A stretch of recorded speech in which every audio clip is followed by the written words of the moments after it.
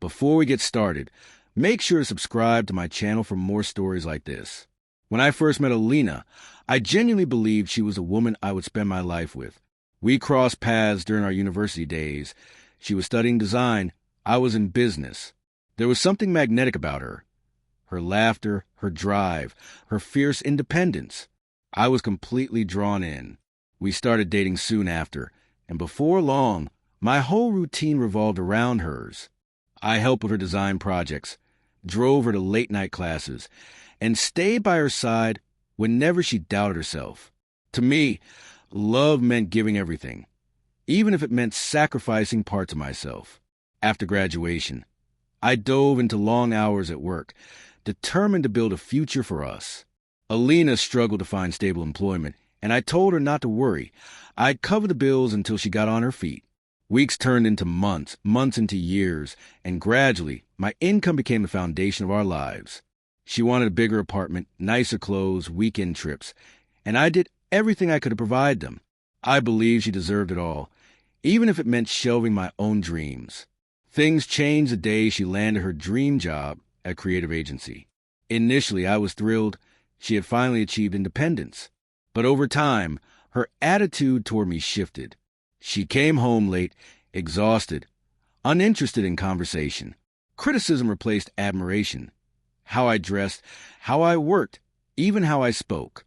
The woman who once looked at me with awe now seemed irritated by my very presence. One evening, I planned a small dinner to celebrate her first major project. I cooked her favorite meal, waiting with anticipation. She came home 2 hours late, not apologetic, just annoyed. When I asked what was wrong, she sighed and said coldly, "You wouldn't understand. You don't live in my world anymore." Her words cut deep. I realized the gap between us had grown too wide to ignore. In the following weeks, our conversations dwindled. She spent more nights out with colleagues, and whenever I asked if everything was okay, she merely shrugged. Then, one silent dinner night, I finally asked, "Alina, do you still want this? Do you still want us?" She didn't even pause. Looking me in the eye, she said, "I don't want to be with you." Her words hit harder than I could have imagined. For a moment, I struggled to breathe. All the sacrifices, the long nights, the unwavering hope, they crumbled in that single instant. After a pause, I asked quietly, "So what now? What do you expect from me?" Without emotion, she replied, "You can still help me financially until I move out. I'm not stable yet." Something inside me hardened. I looked at her and said calmly, "If there's no place for me in your heart, then there's no reason for my wallet to stay open. You can't reject love and still expect support." She froze, caught off guard, with nothing to say. The next days were tense. She packed her things slowly, as if waiting for me to intervene. But I didn't. I had spent years giving endlessly, believing that love would thrive on sacrifice. But love without respect isn't love. It's dependency disguised as devotion. When she finally left, the apartment felt heavy yet peaceful. I won't lie, it wasn't easy. The silence was painful, and her empty chair at breakfast broke me at times. But gradually, I began rediscovering myself. I read again, reconnected with old friends, and finally started working on the business idea I'd postponed for years. Each step reminded me that my worth had never depended on someone else's approval.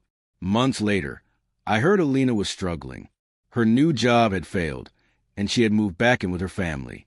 Part of me wanted to reach out, but I didn't. Not out of anger, but because helping her again would have dragged both of us back into that same unhealthy cycle. She needed to stand on her own, just as I finally had.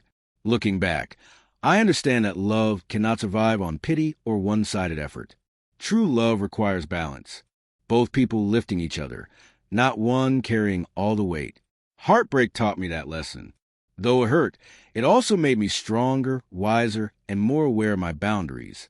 A year later, I met someone new. She didn't need my money or protection, only my honesty and my time. What we built together was real, not born from dependence, but from mutual respect.